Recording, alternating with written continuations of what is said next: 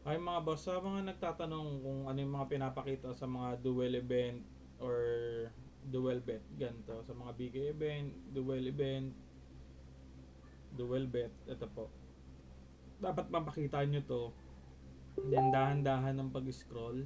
Okay.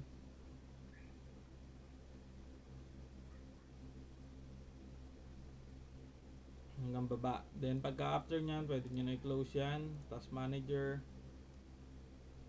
Tapos dito po.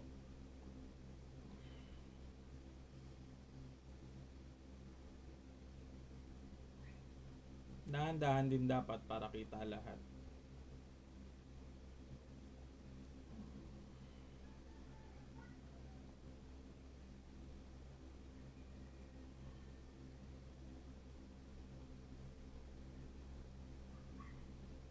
Then sa performance, yan, ganyan lang naman. Up history, ito papakita nyo rin po to.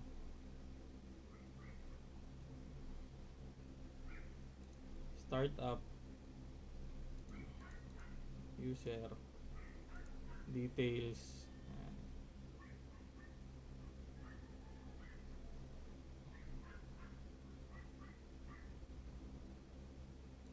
Service.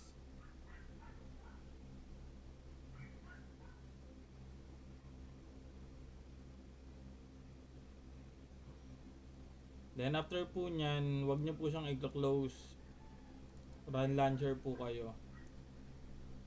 So, start. Basta ito po, wag nyo po itong i-close hanggat hindi tapos yung duel event o round nyo. Yun lang naman po. Thank you.